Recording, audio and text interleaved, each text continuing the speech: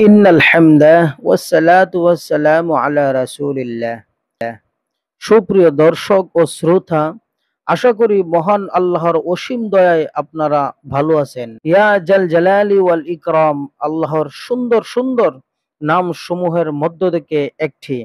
নিয়মিত এগুলো গুণবাচক নাম সমূহের উপর আমল করলে কি কি হয় ইনশাআল্লাহ আল্লাহর দয়ায় আপনাদের জানাবো।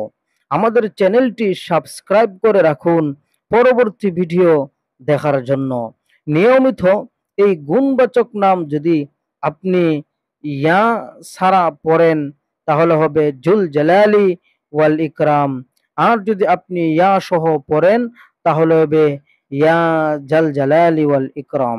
এই গুণবাচক নামটি যদি আপনি নিয়মিত পাঠ করেন তাহলে ধন সম্পদ প্রাপ্তির সঙ্গে সঙ্গে দুনিয়া ও আখিরাতের যাবতীয় কার্যাবলী ও সুষ্ঠুভাবে সুসম্পন্ন হবে।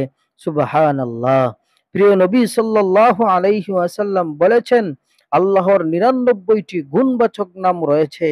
যে ব্যক্তি এগুলো মুখস্থ করবে এবং এর উপর আমল করবে, আল্লাহ তাআলা তাহাকে জান্নাতে প্রবেশ করাবেন। সুবহানাল্লাহ, আল্লাহু আকবার।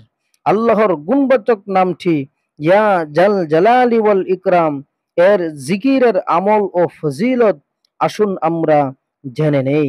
ইয়া জাল জালালি ওয়াল ইকরাম বা জুল জালালি ওয়াল ইকরাম অর্থ হচ্ছে সমস্ত সৃষ্টি জগতের অধিপতি, যিনি সৃষ্টিকুল থেকে ভয় পাওয়ার হকদার ও একমাত্র প্রশংসার যোগ্য।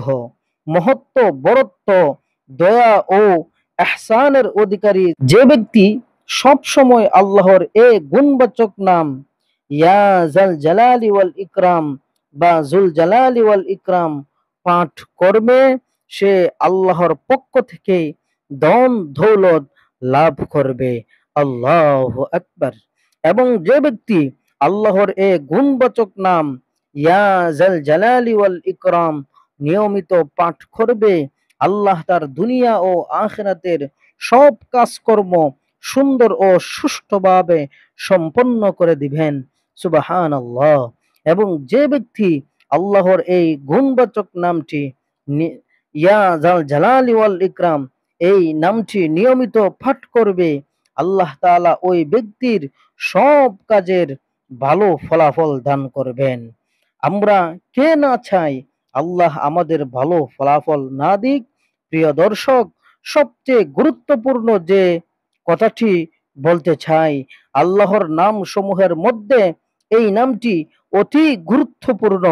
কেননা আধ্যাত্মিক জগতের অনুসারীদের ধারণা এটাই হচ্ছে ইসমে আজম বা সবচেয়ে বড় নাম। আর ইসমে আজম দ্বারা জিকির করলে সমস্ত কাজের সমাধান হয়ে যায়।